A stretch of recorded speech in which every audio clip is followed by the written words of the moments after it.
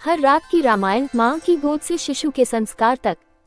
भाग एक, भूमिका, माँ का मन और रामायण से जुड़ाव। रात के सन्नाटे में एक माँ अपने गर्भ पर हाथ रखे बैठी थी। उसकी आंखों में थकान थी, पर मन में श्रद्धा थी। वो कोई आम महिला नहीं थी, वो सुमेधा थी, जो पहली बार माँ बनने वाली थी। शहर की भाग दौड़ से दूर एक छोटे से गांव में उसका नया नया विवाह हुआ था। शादी के कुछ महीनों बाद जब उसने ये जाना कि एक नन्हा जीवन उसकी कोख में है, तो उसका संसार बदल गया। वो हर दिन अपने शिशु को अनुभव करने लगी। कभी शांति से बैठती, कभी उसके मन की बातें कागज पर लिखती। पर एक सवाल हर दिन उसे कचोटता, क्या मैं एक अच्छा इंसान बना पाऊंगी ताकि मेरा बच्चा भी अच्छा बने। उसी समय उसे याद आए अपनी माँ, जिसने उसे बचपन में हर रात रामायण सुनाई थी। रामायण वो केवल एक धार्मिक ग्रंथ नहीं, वो जीवन का संस्कार था, जहाँ वचन का मूल्य था, जहाँ आदर्श थे, जहाँ सच्चाई के लिए त्याग था। उसने ठान लिया, अगर मेरी माँ ने मुझे रामायण से बड़ा किया, तो मैं भी अपने गर्भस्थ शिशु को रामायण से पालूंगी। और बस उसी दिन से एक अनोखी यात्रा शुरू हुई। हर रात सोने से पहले वो गर्भ पर हाथ रखकर रामायण का पाठ करती, धीमी आवाज में, जैसे वो अपने गर्भस्थ शिशु से संवाद कर रही हो। वो न कोई दिखावा करती थी, न किसी को बताती थी। बस माँ और बच्चे के बीच एक मौन लेकिन पवित्र बंधन बनता जा रहा था। पहली रात उसने राम का जन्म सुनाया। अयोध्या में दशरथ के महल में उत्सव था। राम का जन्म हुआ था। गर्भ में हल्की सी हलचल हुई। सुमेधा मुस्कुराई, क्या तू सुन रहा है बेटा? वो हलचल कोई सामान्य जैविक प्रक्रिया नहीं थी, वो था एक संस्कारों का स्पर्श, एक माँ का संदेश, जो शब्दों से नहीं, श्रद्धा से भेजा गया था। हर रात की रामायण अब सिर्फ कथा नहीं थी, वो बन चुकी थी एक गर्भ संस्कार की दिव्य विधि। हर माँ के भीतर एक महर्षि होती है, जो बिना भेद पढ़े, बिना मंत्रों के, सिर्फ प्रेम और संकल्प से अपने गर्भ को दिव्य बना देती है। क्रमशः अगले भाग में पहला त्रैमास, भावनाओं की नींव। पुष्पन काल भाग 2, पहला त्रैमास, भावनाओं की नींव। हल्की बांसुरी और ध्यान संगीत। गर्भावस्था के पहले 3 महीने, जिसे आयुर्वेद में मन और आत्मा की स्थापना का समय कहा जाता है। इस समय शिशु का शरीर तो बनना शुरू करता है, लेकिन उसका मन, भावना और चेतना माँ के मन से गढ़ी जाती है। सुमेधा को ये बात उसकी दादी ने समझाई थी, बेटी, पहले 3 महीने में जैसे सोचोगी वैसा ही बच्चा बनेगा। Thought balloon. और इसलिए सुमेधा ने रामायण के हर प्रसंग को अपने जीवन में उतारना शुरू किया।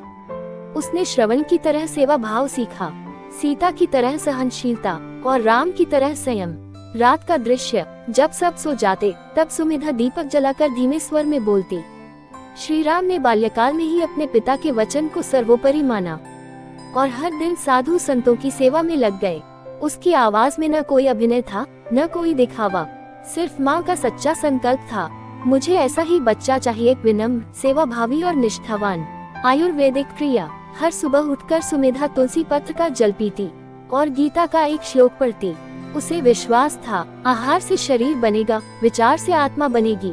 एक दिन वो बहुत थकी हुई थी, रामायण खोलने की भी शक्ति नहीं थी, लेकिन उसने सिर्फ इतना कहा, राम मेरे साथ हैं, बेटा, आज माँ थकी है, लेकिन तुमसे प्रेम कम नहीं हुआ। गर्भ में हल्की सी गूंज हुई। उसने महसूस किया जैसे शिशु कह रहा हो, माँ, मैं समझता हूँ। क्या शिशु सुन सकता है? क्या वो समझ सकता है? वैज्ञानिक कह सकते हैं नहीं, लेकिन हर माँ जानती है, गर्भस्थ शिशु सिर्फ ध्वनि नहीं, भावना पहचानता है। रामायण की शिक्षा पहले त्रैमास में। सुनो और सीखो, शिशु को धैर्य सिखाओ, संवेदनशील बनो क्योंकि हर भावना गर्भ तक जाती है। वाणी में मधुरता लाओ क्योंकि शब्द संस्कार बन जाते हैं। उसने ठान लिया, हर दिन मैं रामायण से एक नई बात खुद में उतारूंगी, क्योंकि जो मैं बनूंगी वही मेरा बच्चा बनेगा। हर रात की रामायण अब सिर्फ कहानी नहीं रही, वो बन चुकी थी गर्भ का पहला पाठ।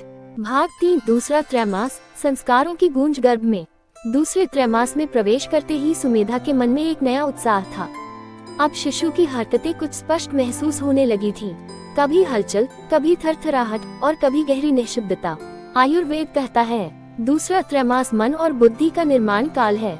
इस समय माँ जो पढ़े, देखे, सुने और बोले, वह शिशु के चित्त पर अंकित होता है।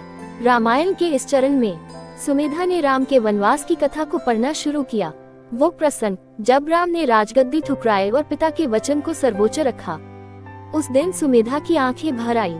उसने गर्भ पर हाथ रखा और बोली, बेटा, क्या तू भी ऐसा ही त्यागी और सच्चा बनेगा? तभी गर्भ में एक जोरदार हलचल हुई, जैसे उत्तर मिल गया हो। त्याग, संयम और श्रद्धा ये शब्द कहने में आसान हैं, पर गर्भ से सिखाना ये माँ के तप के बिना संभव नहीं। जड़ी बूटी गर्भ संस्कार की विधियां दूसरे त्रैमास में। 1. श्रवण संस्कार। सुमेधा ने हर सुबह रामचरितमानस की चौपाइयां धीमी आवाज में पढ़ी।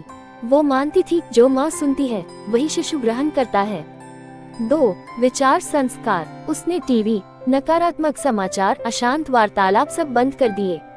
सिर्फ शांति, भक्ति और प्रेम उसके चारों ओर था। 3. संगीत संस्कार। हर शाम तुलसी के पास बैठकर राग यमन या शांत बांसुरी की धुनें सुनती। ये संगीत सीधा शिशु के भीतर जाता और वहाँ बनते थे संस्कारों के सुर। भावनात्मक अनुभव। एक दिन सुमेधा के पति ने कहा, तुम इतना ध्यान रखती हो शिशु का, क्या वाकई वो सब समझता है?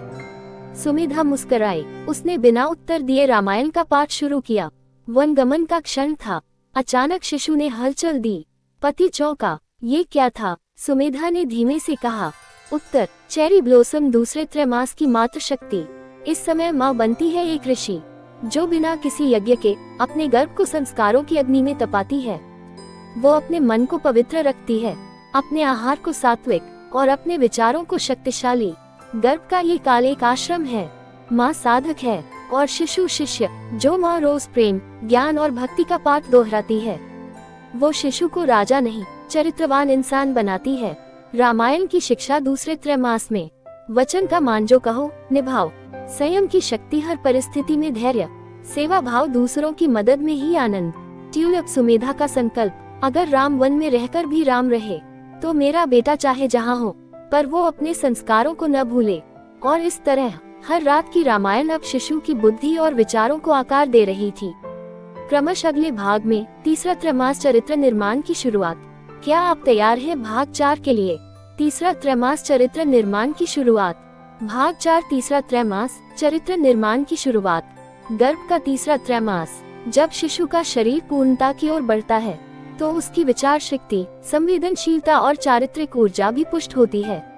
आयुर्वेद कहता है तीसरा त्रैमास आत्मा के जागरण और चरित्र निर्माण का समय है।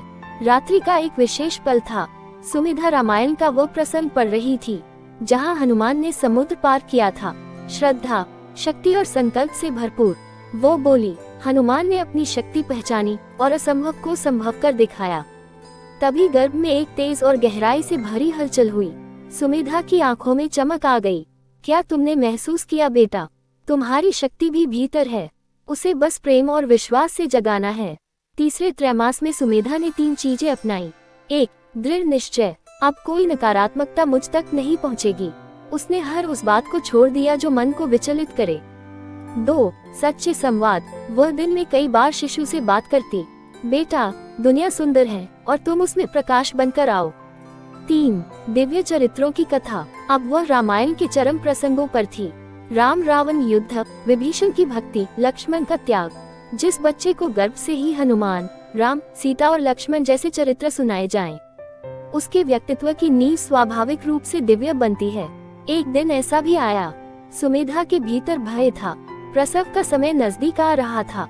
शरीर थकता जा रहा था, पर मन दृढ़ था। उसने रामायण खोलकर बोला, हे प्रभु, आपने सीता माँ को अग्नि परीक्षा दी, तो मैं भी इस शरीर की परीक्षा को सहर्ष स्वीकार करती हूँ।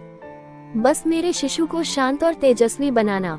पति ने पूछा, सुमेधा तुम इतनी निडर कैसे हो? उसने मुस्कुराकर कहा, क्योंकि मेरे भीतर सिर्फ मेरा बच्चा नहीं, रामायण का हर चरित्र बसता है। बुक्स, तीसरे त्रैमास की रामायण शिक्षा। संकल्प लो, डरो नहीं, कठिनाई में भी प्रेम रखो। चरित्र निर्माण माँ के विश्वास से होता है। शिव तांडव की धीमी ताल, अब हर रात की रामायण। एक युद्ध की तैयारी थी, अहंकार से प्रेम की विजय की तैयारी। एक दिन शिशु ने इतनी तीव्र हलचल दी कि सुमेधा डर गई, लेकिन तुरंत उसे भीतर एक वाणी सी सुनाई दी, माँ मैं तैयार हूँ बाहर आने के लिए। तुम्हारा प्रेम, तुम्हारे संस्कार सब मेरे साथ हैं। उस दिन सुमेधा घंटों रोती रही। वो रो नहीं रही थी दुख से, वो रो रही थी एक माँ के पूर्ण होने की अनुभूति से। तीसरे त्रैमास में शिशु सिर्फ माँ का अंश नहीं रहता, वो बनता है माँ की आत्मा का विस्तार। क्रमश अंतिम भाग में प्रसव और जन्म, हर रात की रामायण का परिणाम। भाग 5, प्रसव और जन्म। हर रात की रामायण का परिणाम। धीमी हारमोनियम, दिल को छू लेने वाली लोरी की धुन। गर्भ के 9 महीने पूर्ण हो चुके थे। सुमेधा अब प्रसव के अंतिम चरण में थी। हर रात की रामायण अब भी जारी थी, पर अब उसके स्वर में थकावट थी, सांसें धीमी थी, पर श्रद्धा पहले से भी गहरी हो चुकी थी। हंसिया चांद एक रात उसने अंतिम पाठ किया। राम ने अयोध्या लौटकर राजतिलक स्वीकार किया, लेकिन उनके भीतर वही विनम्रता, वही सेवा भाव था। सुमेधा ने गर्भ पर हाथ रखा और कहा, बेटा, अब तेरा स्वागत है, पर याद रखना तेरा उद्देश्य केवल जन्म लेना नहीं, बल्कि इस संसार में कुछ अच्छा करना है। प्रसव की रात, धीमी बारिश हो रही थी, चारों ओर मौन था। सुमेधा को प्रसव पीड़ा होने लगी थी, पर उसने अपनी माँ से कहा, राम नाम जपते रहिए और दीपक जलाए। जैसे जैसे पीड़ा बढ़ती गई, वो राम का नाम जपती रही, राम राम राम। बच्चा, और फिर एक मधुर सी किलकारी ने उस रात की नीरवता को चीर दिया। शिशु जन्मा, पर आश्चर्य की बात ये थी, जन्म के बाद जब उसे माँ की गोद में रखा गया, वो रोया नहीं। वो माँ की आंखों में देखता रहा, जैसे कोई पुरानी पहचान हो। सुमेधा की आंखों से आंसू बह निकले। वो सिर्फ एक जन्म नहीं था, वो था संस्कारों का प्रतिफल। वो था एक माँ की नित्य साधना का उत्तर। बालक के लक्षण जन्म से ही अलग थे। वह शांत रहता, कोई तेज आवाज उसे विचलित नहीं करती। जब संगीत बजता तो उसकी आंखें बंद हो जाती, जैसे ध्यान में चला गया हो। बुक समय बीता। 2 वर्ष बाद जब वह बालक बोलने लगा, उसका पहला वाक्य था, माँ, राम कौन है? सुमेधा स्तब्ध रह गई। उसने मुस्कुराकर कहा, जिसने तुझे मेरे गर्भ में हर रात सुना, वही राम। उस बालक का नाम रखा गया श्रीवत्स, जिसका अर्थ है वो जिसके हृदय में श्री राम बसते हैं। पौधा श्रीवत्स बड़ा हुआ। वो पढ़ाई में सामान्य था, पर व्यवहार में विलक्षण। वह बड़ों को प्रणाम करता, हर काम में अनुशासन रखता और गरीब बच्चों को अपना टिफिन बांट देता। लोग कहते, ये बच्चा जैसे रामायण में पला हो। सुमेधा चुप रहती, क्योंकि वो जानती थी वो सच कह रहे थे। हर माँ जो गर्भ में एक कहानी, एक संस्कार, एक भावना बोती है, वो एक दिन संसार को एक दीपक दे जाती है। पुष्पन काल अंतिम दृश्य। सुमेधा अब एक वृद्धा है, उसका बेटा अब एक शिक्षक है, जो बच्चों को नैतिकता और सेवा का पाठ पढ़ाता है। लोग पूछते हैं, आपने इसे क्या शिक्षा दी?